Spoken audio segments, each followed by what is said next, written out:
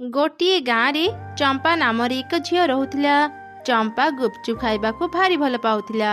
से सकाळे खाउथिला गोटे प्लेट मीठा गुपचुप, दिन बेले खाउथिला गोटे प्लेट चाट गुपचुप, आउ राति रे खाउथिला गोटे प्लेट खटा गुपचुप। सबु बेले एति गुपचुप खाइबा जोगु तार जेजेमा ता पई अनेक चिंतारे थिले।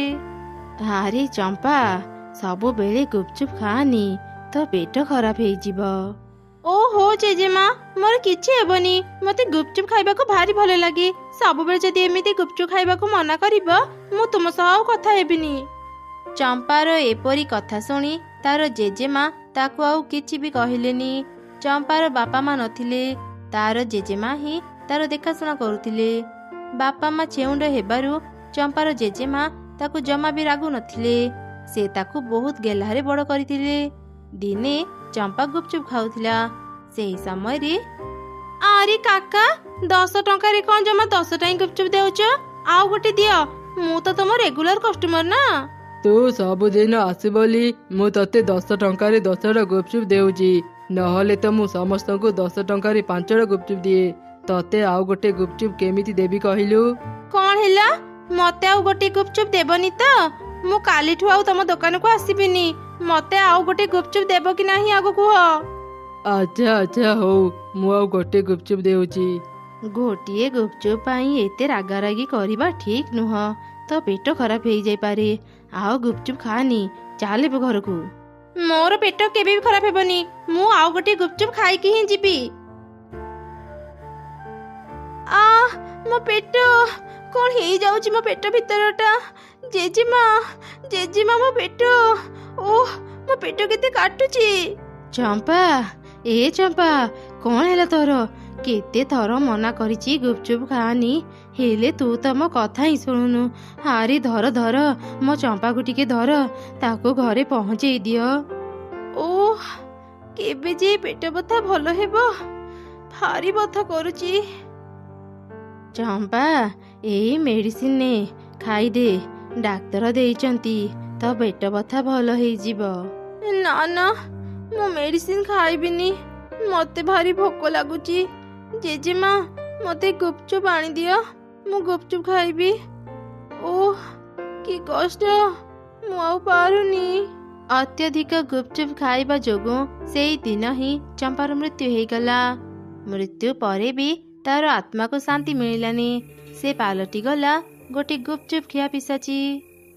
मामा, मोर गुपचुप खाया को भारी इच्छा होची। मते 20 टंका दियो ना, मु गुपचुप खाइबा को जीबी। हाउ एई ने टंका, सुनो फेरिबा बेले मो पाई भी गुपचुप आनी देबो। मोर भी आज गुपचुप खाइबा को भारी इच्छा होची। तापरे सुईटी गला गुपचुप किणिबा को। से गुपचुप किणी घर को फेरुथिला। संध्या समय हेबारु रास्ताटी पूरा अंधार थिला। सुईटी किछि दूर जाइछि कि नाही, हठात सेठाकू चंपा पिसाची चली आसिला। अंधार हेइतिबारु सुईटी तार मुह को देखि पारिलानी। किरे झियो, तू तो बैग रे कोन नहीं जाउछु? मो बैग रे गुपचुप अछि, मो मो मां को पई गुपचुप नहीं जाउची।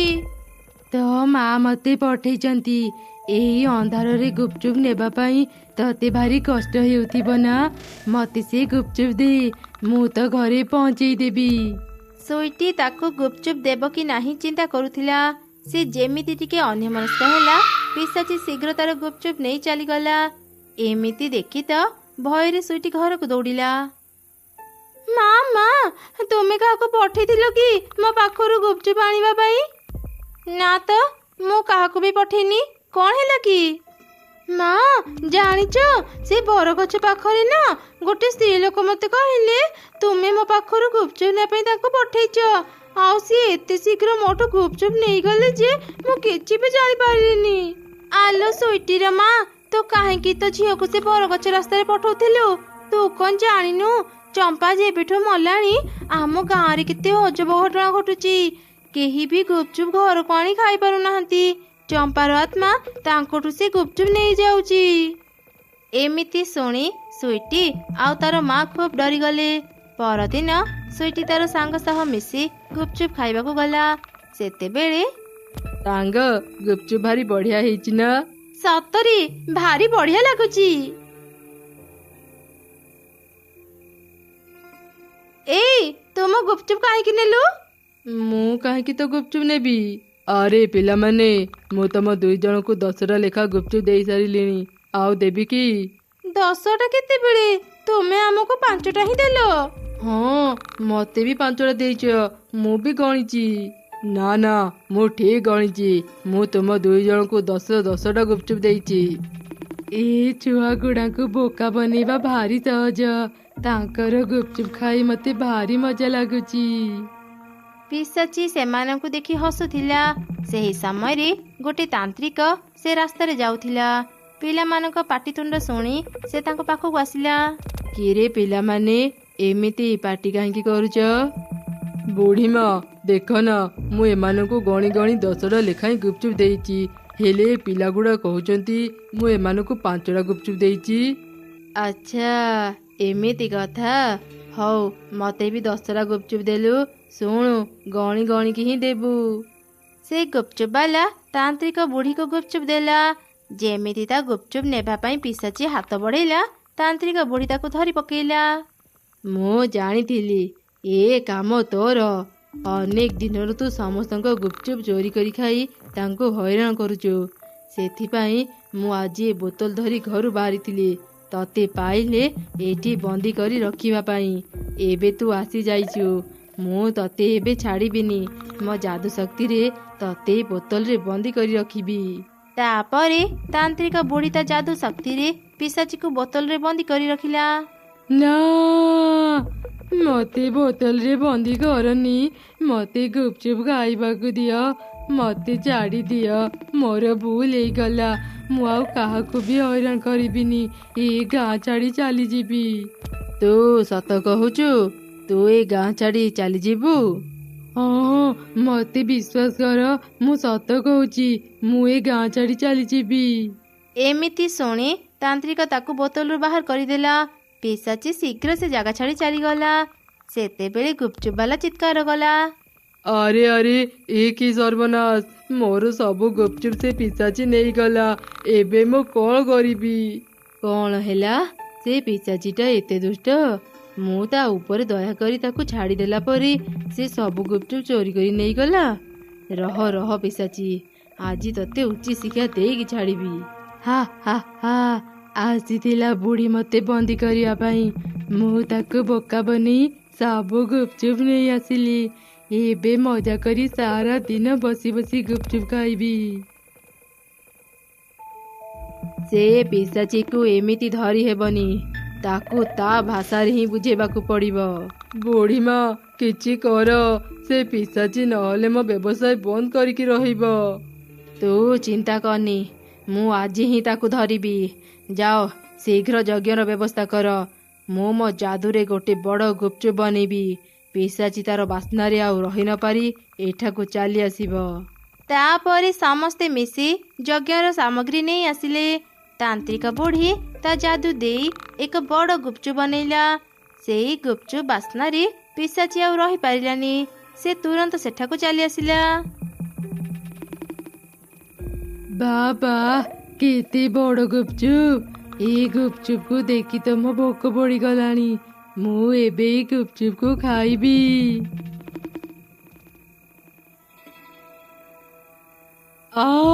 ମୋ ଦାନ୍ତ! ଆରେ, ତମେ ମାନେ ଗୁପଚୁପରେ କଣ ମିଶେଇଛ? ମୋର ସବୁ ଦାନ୍ତ ଭାଙ୍ଗିଗଲା। ମତେ ବୋକା ବନେଇଥିଲୁ ନାଇଁ? ମୁଁ ତୋର ସବୁ ଦାନ୍ତ ଏବେ ଭାଙ୍ଗିଦେଲି। ଛାଡ଼ିବିନି, ଛାଡ଼ିବିନି ବୁଢ଼ୀ। ମୁଁ ତତେ ଜମା ବି ଛାଡ଼ିବିନି। ମୁଁ ପୁଣି ଆସିବି। ପିଶାଚି କାନ୍ଦି କାନ୍ଦି ସେ ଗାଁ ଛାଡ଼ି ଚାଲିଗଲା।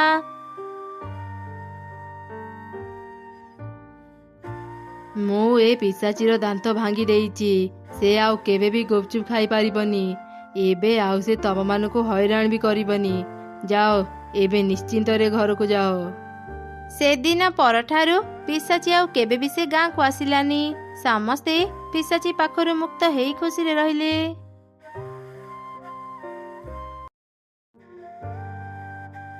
ଆରେ କୁନି, ତୁ ଆସିଗଲୁ। ମୁଁ ତତେ ହିଁ ଅପେକ୍ଷା କରିଥିଲି। ଆସେ, କ୍ଲାସକୁ ଯିବା। ହଁ ଚିକି, ଚାଲ ଯିବା। କୁନି ଆଉ ଚିକି 2 ଜଣ ଗୋଟିଏ ସ୍କୁଲରେ ହିଁ ପାଠ ପଢୁଥିଲେ। କୁନିର ମା ଯାଦୁ ଶିଖିଥିଲା। ସେ ତା ଯାଦୁ ଦେଇ ଜଙ୍ଗଲର ଚଢ଼େଇଙ୍କୁ ସାହାଯ୍ୟ କରୁଥିଲା। କୁନି ମଧ୍ୟ ତା ମା ପାଖରୁ ଛୋଟ ଛୋଟ ଯାଦୁ ଶିଖିଥିଲା। ସେ ତା ସାଙ୍ଗମାନଙ୍କୁ ସେ ଯାଦୁ ଦେଖାଉଥିଲା। ଏସବୁ ଦେଖି କୁନିର ସାଙ୍ଗମାନେ ଖୁସି ହେଇ ତାର ଅନେକ ପ୍ରଶଂସା କରୁଥିଲେ। କୁନିର ଏତେ ପ୍ରଶଂସା ଦେଖି ଚିକି ତାକୁ ମନେ ମନେ ଈର୍ଷା କରୁଥିଲା। ନିଜ ମା ପାଖରୁ ଛୋଟ ଛୋଟ ଯାଦୁ ଶିଖିଛି ବୋଲି ଭାରି ଫୁଟାଣି ମାରୁଛି। ଥରେ ଖାଲି ମୁଁ ବି ଯାଦୁ ଶିଖିଯାଏ, ପୁରା ଜଙ୍ଗଲରେ ରାଣୀ ହେଇ ବୁଲିବି। କୁନି, ତୁ କେତେ ସାରା ଯାଦୁ ଶିଖିଛୁ, ମତେ ବି ଟିକେ ଯାଦୁ ଶିଖେଇ ଦେ ନା। ହେଲେ ଚିକି, ମୁଁ ତ ବେଶୀ ଯାଦୁ ଶିଖିନି। ତୁ ସିନା ବେଶୀ ଯାଦୁ ଶିଖିନୁ, ହେଲେ ତୋ ମା ତ ଶିଖିଛନ୍ତି। ତୁ ତ ମାଙ୍କୁ କହ ନା, ସେ ମତେ ବି ଯାଦୁ ଶିଖେଇ ଦେବେ। ମୋର ବହୁତ ଦିନରୁ ଇଚ୍ଛା, ମୁଁ ବଡ଼ ହେଲେ ଯାଦୁଗରଣୀ ହେବି। ଠିକ ଅଛି ଚିକି, ତୁ ଆଜି ଆମ ଘରକୁ ଆସେ, ମୁଁ ମାଙ୍କୁ ତୋ ବିଷୟରେ କହିବି, ସେ ତତେ ଯାଦୁ ଶିଖେଇ ଦେବେ। ଏମିତି ଶୁଣି ଚିକି ଖୁସି ହେଇଗଲା। ସନ୍ଧ୍ୟାରେ ସେ କୁନିର ଘରକୁ ଗଲା। ସେତେବେଳେ ମା ଚଢ଼େଇ ତା ଯାଦୁର ଝାଡୁରେ ବସି ଘରକୁ ଆସିଲା। ବାଃ, କେତେ ସୁନ୍ଦର ହେଇଛି ଯାଦୁର ଝାଡୁ। ମୁଁ ବି ଯଦି ଝାଡୁରେ ବସି ପାରନ୍ତି କେତେ ମଜା ଲାଗନ୍ତା। ମା, ମୋ ସାଙ୍ଗକୁ ବି ଥରେ ଯାଦୁର ଝାଡୁରେ ବସି ଜଙ୍ଗଲରୁ ବୁଲେଇ ଆଣନା। ତାର ବହୁତ ଦିନର ଇଚ୍ଛା, ସେ ଯାଦୁର ଝାଡୁରେ ବସିବ। ଏମିତି ଶୁଣି ମା ଚଢ଼େଇ ବି ଚିକିକୁ ତା ଯାଦୁର ଝାଡୁରେ ବସେଇ ଜଙ୍ଗଲ ଭିତରୁ ବୁଲେଇ ଆଣିଲା। ପରଦିନ ଚିକି ପୁଣି କୁନିର ଘରକୁ ଗଲା। ସେତେବେଳେ କୁନିର ମା ଘରେ ନଥିଲା। ଏଇଟା ଭଲ ସୁଯୋଗ, କୁନିକୁ ପଟେଇ ତା ମାର ଯାଦୁର ଝାଡୁ ନେଇ ଜଙ୍ଗଲ ଭିତରକୁ ବୁଲିବା ପାଇଁ ଯିବି। ଆରେ ସାଙ୍ଗ, ଏତେ ସକାଳୁ ତୁ ଆମ ଘରକୁ ଆସିଲୁ ଯେ? କୁନି, ମୁଁ ତୋର ବହୁତ ଭଲ ସାଙ୍ଗ ନା। ଆଜି ବି ମତେ ତୋ ମାଙ୍କ ଯାଦୁର ଝାଡୁରେ ବସେଇ ଜଙ୍ଗଲରେ ଟିକେ ବୁଲେଇ ଦେ ନା। ହେଲେ ମୁଁ ତ ଯାଦୁର ଝାଡୁ ଉଡେଇ ଶିଖିନି। ମା ଆସନ୍ତୁ, ମୁଁ ତାଙ୍କୁ କହିବି, ସେ ତତେ ପୁଣି ଥରେ ବୁଲେଇ ଆଣିବେ। ବୁଝିଗଲି, ତୁ ମତେ ତୋର ଭଲ ସାଙ୍ଗ ଭାବୁନୁ, ସେଥିପାଇଁ ଏମିତି କହୁଛୁ। ହଉ ହେଲା, ମୁଁ ଆଉ ଦିନେ ବି ତୋ ଘରକୁ ଆସିବିନି। ଆରେ ସାଙ୍ଗ, ଏତେ ରାଗନି। ଆଚ୍ଛା ହଉ, ଆସେ ଯାଦୁର ଝାଡୁରେ ବସିବା। ମୁଁ ଦେଖେ ମୁଁ ତାକୁ ଉଡେଇ ପାରୁଛି କି ନାହିଁ। ତାପରେ କୁନି ଆଉ ଚିକି ଯାଦୁର ଝାଡୁରେ ବସି ଜଙ୍ଗଲ ଭିତରକୁ ବୁଲିବା ପାଇଁ ଗଲେ। ଏମିତି ବୁଲୁ ବୁଲୁ ସେମାନେ ଜଙ୍ଗଲ ବାହାରି ଥିବା ପାହାଡ ଉପରକୁ ଚାଲିଗଲେ। ସେଠି ସେମାନେ ଦୁଇଟି ଘର ଦେଖିଲେ। ଗୋଟେ ଥିଲା ସୁନା ଘର, ଆଉ ଗୋଟେ ଥିଲା ରୂପା ଘର। ଆରେ, ଆମେ କେମିତିକା ଜାଗାକୁ ଚାଲି ଆସିଲେ? ଏଠି ତ ଦୁଇଟି ଅଦ୍ଭୁତ ଘର ଅଛି। ଚାଲ ଚିକି, ଶୀଘ୍ର ଘରକୁ ଯିବା, ନହେଲେ ମା ମୋ ପାଇଁ ବ୍ୟସ୍ତ ହେବେ। ଆରେ ଟିକେ ରହ କୁନି, ଏତେ ଦୂରକୁ ଚାଲି ଆସିଛନ୍ତି, ଏ ଦୁଇ ଘର ଭିତରକୁ ନ ଯାଇ ଚାଲିଯିବା। ଚାଲ ନା, ଟିକେ ଦେଖି ଆସିବା ଏ ଦୁଇ ଘର ଭିତରେ କଣ ଅଛି। ଏମିତି ଜୋର କରି ଚିକି କୁନିକୁ ନେଇ ଦୁଇ ଘର ଭିତରକୁ ଗଲା। ସୁନା ଘରେ ଅନେକ ସୁନା ଟଙ୍କା ଗହଣା ଥିଲା, ଆଉ ରୂପା ଘରେ ଅନେକ ହୀରା ଥିଲା। ଏସବୁ ଦେଖି ତ ଚିକି ମନରେ ଲୋଭ ଆସିଲା। ଆରେ କୁନି, ଆଖପାଖରେ ତ କେହି ବି ନାହାନ୍ତି, ଚାଲେ ଆମେ କିଛି ସୁନା ହୀରା ନେଇ ଏଠୁ ଚାଲିଯିବା। ନା ଚିକି, ଲୋଭ କରିବା ଠିକ ନୁହଁ। ଏଇ ଦୁଇ ଘର କାହାର ଆମେ ଜାଣି ନାହାନ୍ତି, ତାଙ୍କ ଜିନିଷ ନେବା ଠିକ ନୁହଁ। ଆଉ ଡେରି କରନି, ଶୀଘ୍ର ଘରକୁ ଚାଲେ। ଏମିତି କହି କୁନି ଚିକିକୁ ଧରି ଶୀଘ୍ର ସେଠାରୁ ଚାଲି ଆସିଲା। ଚିକି ମନରୁ ସୁନା ହୀରାର ଲୋଭ ଗଲା ନାହିଁ।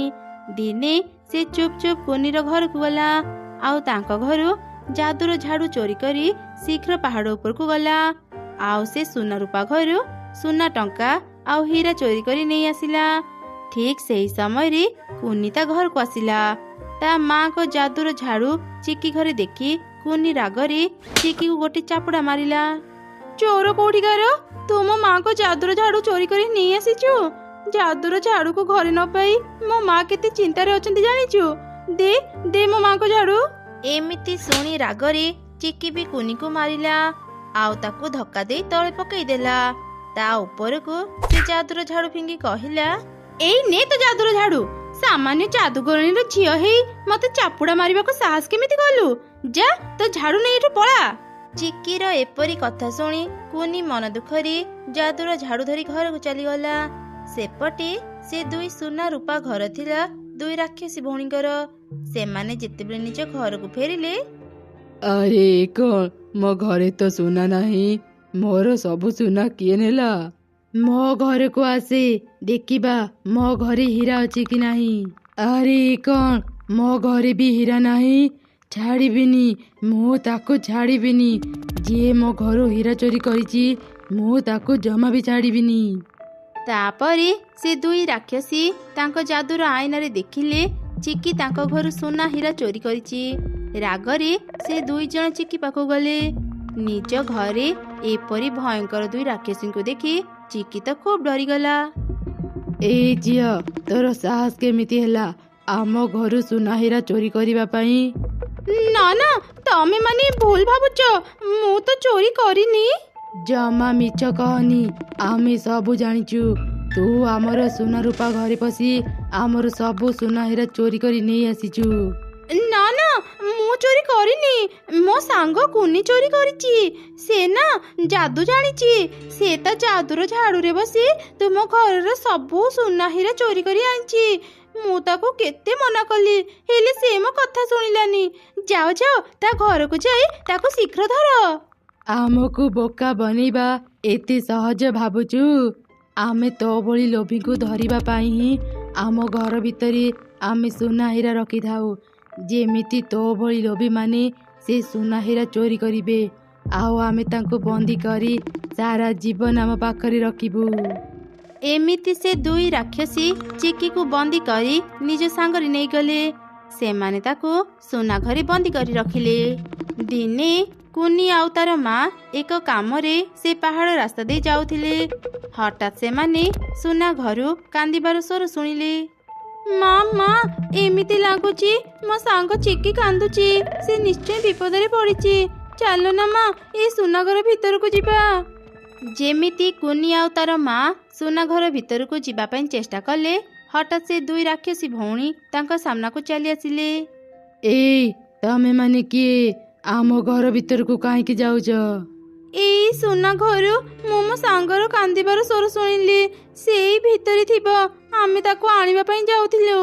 ତୋ ସାଙ୍ଗ ବହୁତ ଲୋଭୀ, ଆମେ ତାକୁ ଛାଡ଼ିବୁନି। ହେଲେ ହଁ, ତୁ ଯଦି ଚାହିଁବୁ ତୋ ସାଙ୍ଗ ବଦଳରେ ଆମେ ତତେ ଅନେକ ସୁନା ହୀରା ଦେବୁ। ନା ନା, ମୋର ସୁନା ହୀରା ଦରକାର ନାହିଁ। ଦୟାକରି ମୋ ସାଙ୍ଗକୁ ଛାଡ଼ିଦିଅ।